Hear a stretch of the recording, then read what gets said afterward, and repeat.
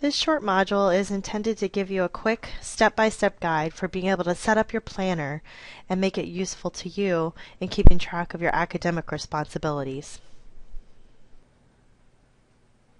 The first step in making your planner useful to you is to write everything down that you have to do for your courses in the planner.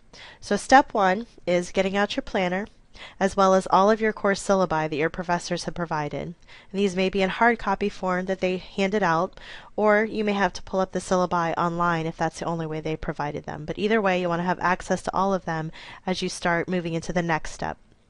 So step two is to get one of the syllabi for the first course, open it up to the schedule of things that the professors provided, and write down all of your assignments into your planner for that course for the whole semester. This would include any readings that the professor is requiring you to do, quizzes, homework, papers, end-of-term projects, and exams. So the purpose here is if you need to do it for the course, to be successful in the class, especially graded assignments, you want to write it in your planner. And you're putting in everything for the whole semester. Step three is just to repeat step two for each of your courses. So you're going through one course at a time and writing down everything for the semester into your schedule or into your planner. After you have everything in there, you might also want to consider a color coding system, because color coding can help make the planner even a little bit more useful and efficient for you when you're opening it up and looking at what you have going on. So there's a couple different ways that you could color code.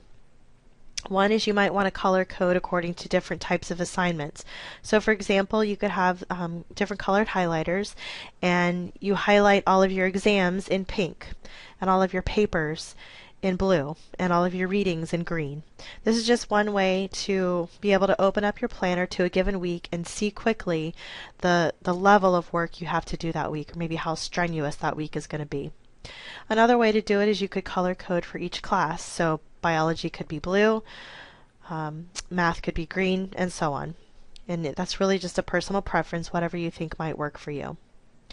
So taking the time to do this, to go through these 4 steps and get everything down in your planner really makes a difference in how the rest of your semester is going to go if you want to be able to track your assignments and manage your time a little bit more effectively. There's a couple primary benefits to doing this. One is that going through these steps and using your planner really does relieve some stress and anxiety throughout the semester. Having to keep track of everything in your head, or constantly having to flip through all these different syllabi that your professor created just to see what's due and when, that can be really stressful. But if you have everything written down in your planner, you have the nice benefit of just being able to open it up and see right away what's going on, what's due, and it really helps you keep track of things. So the other main benefit of doing this is that you're less likely to let something fall through the cracks or miss something important. So, for example, if you have everything in your planner and you're looking at your planner, you're less likely to forget a quiz that you have in class on a certain day. You're less likely to not realize you have a 5-page paper due until the night before it's due, if you've gotten your planner and you've been going through it and keeping track of things.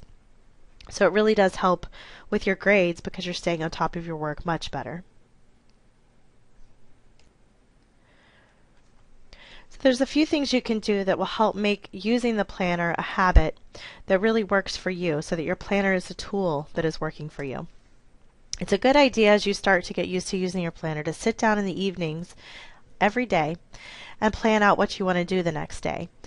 Some students also like to have maybe a little bit of a longer planning session on the weekends where they're looking at and making a plan for their whole week. But if you're sitting down in the evening and you're considering what you want to do the next day, you can make a to-do list. And you've got your planner right there, all filled out, so you can see what you have to do for the next day for school. You can also look ahead, and ideally that's what you should be doing. You can look ahead a week or even 2 weeks and see what's coming up and start early working on some of those bigger things that are going to be due within the next couple weeks. So writing some sort of a to-do list in your planner, or in some form that you can keep with you, whether it's in your phone, or some students like to have a separate notebook, but you want to have a to-do list in some way that you've made a plan for yourself of mini goals that you can accomplish over the next day when you're doing your planning. You might also consider chunking your readings or breaking your textbook readings up into small groups or small chunks, and scheduling them in your planner, making your readings part of your to-do list so that you're more likely to do them. In general, any major big project or assignment or reading, it can be pretty overwhelming until you break it up into small pieces. So, for example, if you have to read a chapter in your textbook and it's 30 pages long, that can be relatively unappealing to have to do all that reading at one time.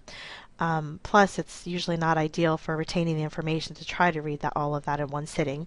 So if you sit down and look at what you have to get done for your readings and plan out doing just a few pages at a time and putting that on your to-do list, you're going to be reading a little bit more effectively. Another tip is to always keep your planner with you. And you want to have it available to you so that it's useful. If you've been in college classes, you know that sometimes professors make announcements that change the schedule they've given you in the syllabi. So if they do that and you have your planner, you can easily open up your planner right away and write down the change that they've made, and so that it doesn't become something that you forget later. Also, sometimes professors just add requirements or small tasks they want you to do that aren't in the syllabi. If you have your planner with you, you can write those down right away so that you don't forget them. The other thing is, if other types of appointments come up, like if you make an appointment at the health center, or if you are working with a group on a project for a class and you guys set up a time to meet, you can put those kinds of things in your planner as well. You could also use your phone to help supplement all of these things. Sometimes for students it's hard to remember to sit down and use the planner every day when they're not used to it. So maybe you want to put an appointment in your phone that'll pop up and remind you to look at your planner and to do some planning for your next day. You can also use your phone to keep track of appointments as well. They're good because they pop up with the reminders, whereas your paper planner can't do that for you. So really those are two tools that can work together for you. This last piece is just a sample of how you can take a larger assignment and break it up into smaller tasks. Much like I talked about breaking up textbook readings into smaller chunks, the same thing goes for really big projects or papers. If you plan ahead and figure out how you can break those bigger things down into small chunks and write them in your planner on certain days and times, you're more likely to not procrastinate. You're going to get things done and have a better quality project or paper at the end.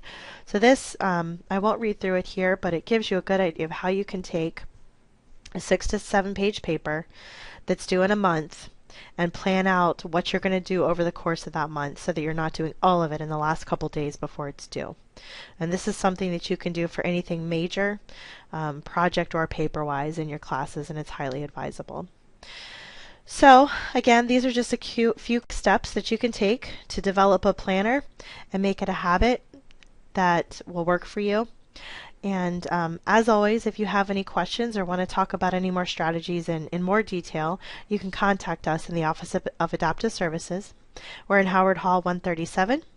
You can email us at adaptive@fgcu.edu, or you can call us at 239-590-7956.